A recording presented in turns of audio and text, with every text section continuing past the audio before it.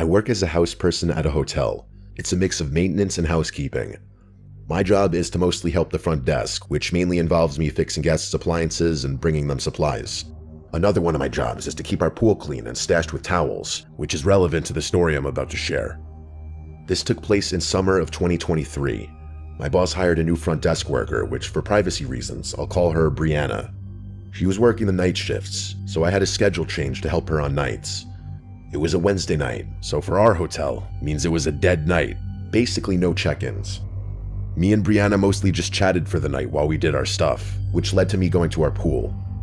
For a guest here, if you wanted to go swimming, you had to fill out a form which basically gives you all the rules, and you'll be handed a pool key. Our managers gave us employees master keys that can get you into basically anything in the hotel. I clicked the key onto the lock and the pool door unlocked, allowing me to head in. The pool has a storage room which we stash towels and also other stuff like chlorine and whatnot. I opened the storage room and grabbed towels, since I saw there was little to none on the rack.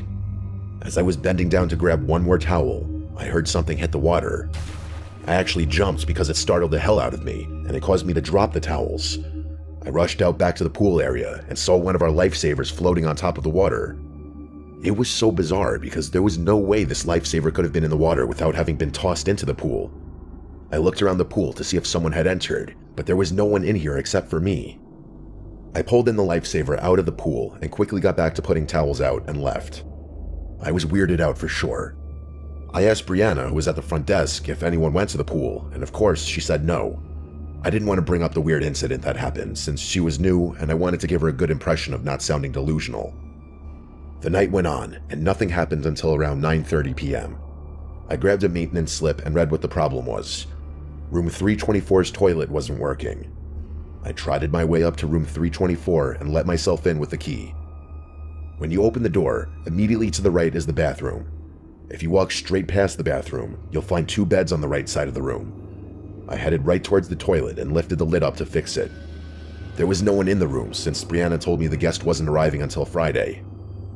While I was adjusting the valves and flapper inside of the toilet to see what wasn't working, I felt the temperature all of a sudden drop. I stopped what I was doing and stood there, feeling the hairs on my arms slowly raising up. What the hell? I said in my head as I looked at all the vents that could possibly be letting cold air in. Then I realized there could be no cold air. It was a summer night, a warm summer night to be specific, so what the hell could make the temperature just drop? As soon as I had this thought, I felt the air return to normal, and my hairs went back down. I checked the thermostat in the room and it read 68 degrees.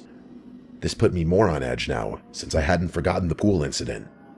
I wanted to fix the toilet and get out of here, so I went back into the bathroom and back to fixing the toilet. It felt like 2 minutes went by, because I heard the toilet start to flush again. I sighed out of relief, and watched the water in the tank rise back up. When over the sound of the water, there was an audibly loud thump coming from somewhere outside the bathroom. I froze in place, and then, that all too familiar cold feeling coming back. My heart started to race as my mind started to race at what could have made that noise. I put the lid back on top of the toilet and made my way out of the bathroom. I turned my head right to face the 2 beds and saw the room phone on the nightstand dangling. However, I wasn't paying attention to the phone dangling. I was paying attention to what I saw past the phone. In the corner of the room, right next to the bed, there was a really tall person, standing still as ever. I felt myself struggling to breathe with what I was looking at. I was frozen stiff in the doorway of the bathroom. I couldn't see any features on this person. It was just this completely black figure in the dim room, like a character outline when you unlock them in a fighting game. It stood so still I couldn't hear any noise emit from it. Then, I swear to God, he, she, it, whatever, moved. I don't know which limb moved, but all I know is I saw this figure move. I practically bolted for the main door, flinging it open so fast I almost smacked myself in the face. I closed the door and rushed back down to the first floor where Brianna was at the front desk.